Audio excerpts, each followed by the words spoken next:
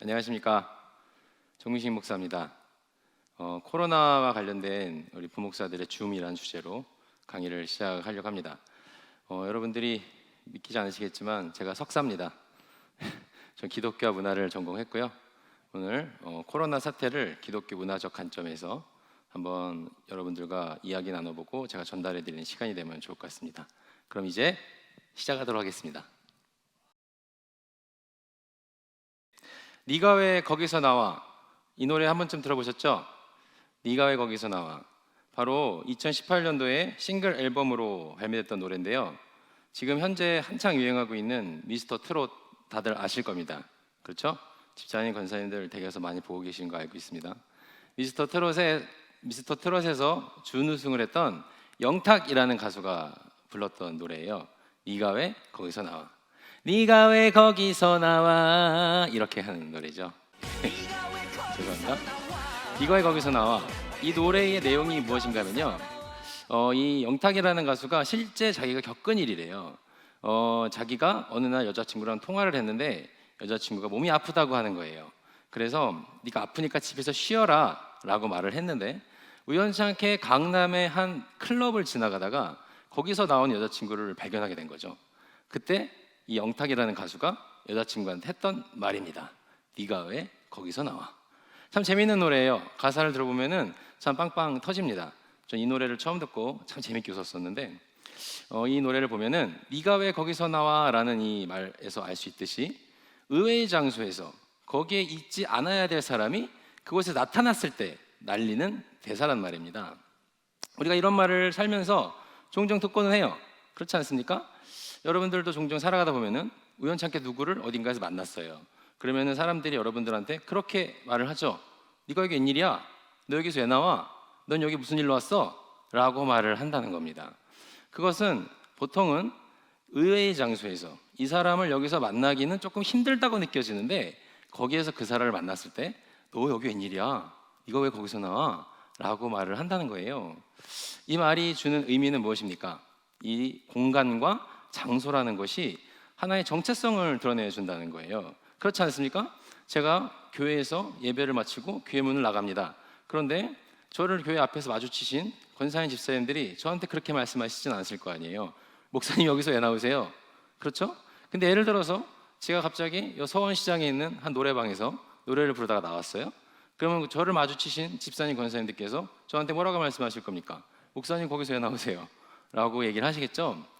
그 말은 장소라는 것이 주는 정체성이 있다는 거예요.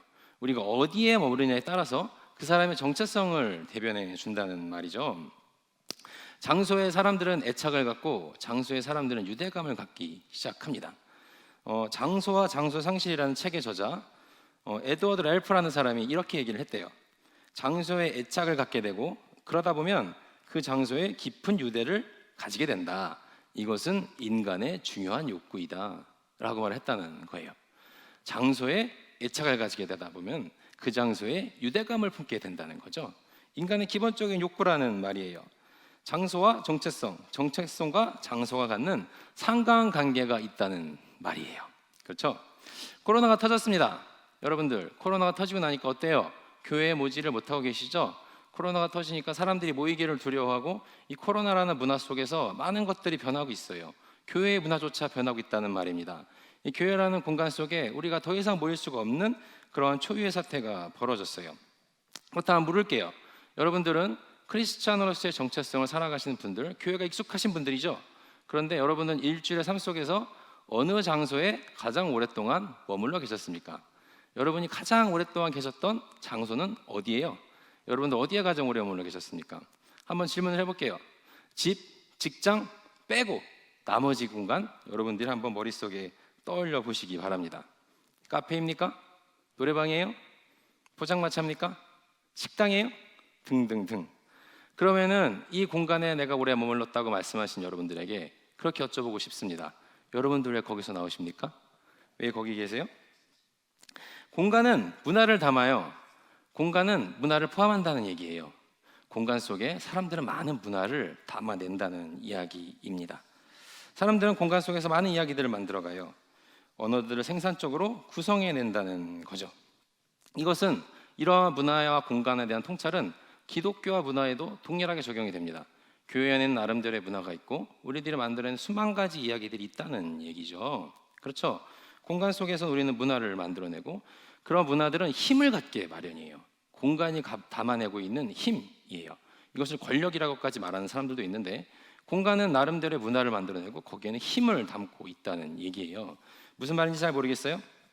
시간과 공간이라는 것은 동서고금을 막론하고 철학이든 물리학이든 신학이든 그 어떤 주제에서도 수많이 얘기되어 왔던 주제라는 말이에요. 시간과 공간. 근데 우리가 시간에 대한 이야기는 많이 들었어요. 근데 공간에 대한 이야기는 생각보다 많이 듣지 못했단 말인 거죠. 창세기 1장 1절 말씀 뭡니까? 태초에 하나님이 천지를 창조하시니라. 네, 이 정도 외우셔야 됩니다. 지금 못 외우고 계신 권사님 집사님들 회개하세요. 네, 태초에 천지를 보세요. 창조하셨다. 창세기 1장 1절도 결국엔 시간과 공간에 관련된 말씀이라는 거예요. 시간과 공간은 그만큼 우리한테 굉장히 중요한 주제예요. 그런데 이러한 것들은 서양 철학의 주제를 대상으로 봤을 때도 많은 사람들이 시간과 공간에 대해서 연구를 해왔어요. 칸트가 그랬고요, 후설이 그랬고요, 하이데거가 그랬단 말이에요. 잘 모르는 이름들이시죠? 저도 잘 몰라요. 네. 찾아보다 보니까 이러한 이름들이 나오더라고요. 시간과 공간에 대한 이론적 탐구는 인간이 누구인가를 해명할 때, 우리의 정체성이라는 것을 이야기할 때 꼭 이야기되어져야 되는 주제라는 말인 거예요.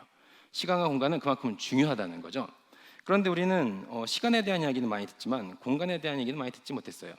공간은 힘을 갖고 있고 공간 속에는 여러 가지 문화가 담긴다는 이야기입니다. 공간이 가지고 있는 힘에 대해서 한 가지만 이야기해 볼까요? 자, 보세요. 공간이 갖고 있는 힘이에요. 여러분들 교회에 왔어요. 그럼 여러분들 마음 자세를 어떻게 가지십니까? 교회 문을 들어오실 때 여러분 어떤 마음으로 들어오십니까? 아무래도 옷매무새를 다듬거나 내가 여러 가지 좀 지저분한 것이 없거나 있는지 없는지 그런 것들 한 번쯤 이렇게 보게 된다는 말이에요. 왜요? 그것이 바로 교회라는 공간이 갖고 있는 힘이라는 거예요. 잘 공감이 안 되십니까? 한 가지 더 말씀드릴게요. 교회에 오셨어요. 갑자기 담임 목사님께서 여러분을 목양실로 불렀어요. 아무개 권사님, 아무개 집사님, 목양실로 오세요 라고 했어요. 여러분 그거 어떻습니까? 그 공간에 들어갈 때 부담스럽지 않으세요? 조금은 어렵지 않으십니까? 너무 해피해, 목사님이 날 부르셨어, 이렇게 들어가시는 분 혹시 계십니까? 아마 아닐 거예요. 열에 여덟 아홉은 옷매무새를 가다듬고 내가 조금 뭔가 부족한 게 없는지 한번 되돌아보기도 하고 그 공간에 들어갈 때 그 공간이 갖고 있는 힘에 내가 반응을 한다는 거예요. 당연히 한다는 얘기인 거예요. 교회가 공간이 안 됐습니까? 그렇다면 회사에 가셔서는 어떻습니까? 직장 상사가 불러요? 직장 상사가 있는 방으로 들어가야 돼요? 그러면은 그 공간에 들어가기 위해서 내 마음은 그 공간이 갖고 있는 힘에 반응을 한다는 겁니다. 마찬가지예요. 이 예배당에서 예배드릴 때는 우리는 이 공간이 갖고 있는 힘에 반응을 하고 거기에서 많은 이야기들과 문화들을 만들어 가게 된다는 겁니다. 그만큼 공간은 우리에게 많은 정체성, 우리에게 많은 질문들을 던지는 힘을 갖고 있어요. 그러면 우리가 이 코로나 사태 속에서 이 세상을 살아갈 때에 이러한 개념들 속에서 어떻게 접목을 시켜야 되는가라는 질문을 한번 던져보겠습니다. 이 공간에 대한 개념이 성경에 보면은 조금씩 바뀝니다. 구약에는 성막이라는 제2적 공간으로서의 권력이 나타났지만 거기에서 나타난 힘은 신약의 시대로 와서 예수님에게로 넘어가죠. 예수님은 그렇지만 우리가 일반적으로 알고 있는 물리적 공간을 초월하신 분이셨어요. 그렇기 때문에 예수님이 갖고 있었던 공간에 대한 권력은 초월적 개념이었다는 거예요. 그렇지 않습니까? 예수님은 시간과 공간의 제약을 받는 분이 아니셨다는 거란 말이에요. 무리를 걸으시고 공간을 뚫고 들어가시고 여러 가지 기적을 행하시는 예수님의 모습을 본다면 예수님은 공간의 제약을 받는 분이 아니라는 걸로 쉽게 알 수가 있어요. 이러한 예수님은 부활하셨고 부활하신 이후에 성령님으로 지금 우리와 함께 역사하고 계시다는 겁니다. 우리의 삶 가운데로 침투해 들어오고 있다는 거죠. 우리가 하나하나가 이러한 세태 속에서, 코로나 사태 속에서 개개인의 교회가 되어야 된다고 얘기를 많이 해요. 그렇죠? 우리가 다 교회가 되어야 된다는 말인 거예요. 그럼 우리 하나하나가 갖고 있는 공간적으로서의 힘이 나타나야 된다는 겁니다. 그것은 지금 예수님께서 말씀하셨던 것처럼, 예수님께서 보여주셨던 것처럼 공간을 뚫고 행하시는 예수님의 영이 우리 가운데 초청되어져야 되고 우리 안에 늘 역사해야 된다는 말인 거예요. 그거를 성경에서는 그렇게 많이 얘기를 하죠. 내가 너희 안에, 너희가 내 안에 거하라. 네. 한 군데만 거하는 것이 아니라 내가 너희 안에, 너희가 내 안에. 예수님께서는 이러한 교제와 친교의 영을 통하여서 예수님의 공간적 개념을 허무시고 우리들의 삶 가운데 침투해 들어오시고 그 속에서 우리가 힘을 나타내기를 바라신다는 거죠. 우리는 그렇게 살아가야 됩니다. 공간의 영향을 받고 살아가는 우리, 코로나 때문에 교회 오기 힘드신 이때에 여러분들은 과연 어떠한 공간으로 어떠한 힘을 갖고 세상 속에서 살아가고 계십니까? 우리는 문화를 거스르고 살아갈 수가 없어요. 문화는 끊임없이 우리와 소통합니다. 왜냐하면 우리의 주변에 늘 널려있기 때문이에요. 우리 주변에 늘 일상적이기 때문인 거죠. 문화라는 것은 머물러 있는 개념이 아닙니다. 늘 우리가 소통하고 끊임없이 변화하고 끊임없이 많은 이야기들을 만들어낸다는 거예요. 여러분들 일주일 동안 또 세상을 살아가시고 여러분들 교회를 오지 못한 현실 속에서 여러분들은 어떠한 공간에 가장 머물러 계시고 그 공간 안에서 여러분들은 여러분이 갖고 있는 예수님이라는 이 정체성, 크리스찬으로서의 정체성을 얼마나 잘 드러내고 살아가고 계십니까? 이 얘기만 하고 강의를 마치겠습니다. 영탁 얘기를 마지막으로 할게요. 네가 왜 거기서 나와? 라는 노래를 부른 영탁의 노래 중에 찐이야라는 노래가 있어요. 찐이야 이렇게 하는 노래. 죄송합니다. 찐이야. 이 찐이야라는 가사를 보면서 제가 은혜를 받은 거예요. 찐이야라는 가사 이런 게 나와요. 찐이야 완전 찐이야 진짜가 나타났다 지금 찐이야 완전 찐이야 찐하게 사랑할 거야 요즘같이 가짜가 많은 세상에 믿을 사람은 바로 당신뿐이라고 한다는 거죠. 네, 좀 재미있는 노래지만 이 가사가 만약 예수님께서 우리에게 해주시는 말씀이라면 감동적이지 않습니까? 찐이야. 여러분들 가짜가 많은 이 세상 속에서 찐 크리스찬으로서 네가 왜 거기서 나와? 라는 예수님의 음성보다는 여러분 이번 주에는 여러분 교회에서 예배 마치고 나가시는 모습을 보면 좋겠어요. 그래서 우리가 공간이 우리의 정체성을 담고 있다라는 생각을 늘 하시면서 세상 속에서 나는 어느 공간에 가장 많이 머물러 있어야 되는가, 그리고 그 공간 속에서 나는 누구를 내 마음속에 거한 채로 살아가야 되는지 고민해 보실 수 있는 우리 안락교회 성도님들이 되시면 좋을 것 같습니다. 이상 강의를 마치도록 하겠습니다. 감사합니다. 정미식 목사였습니다.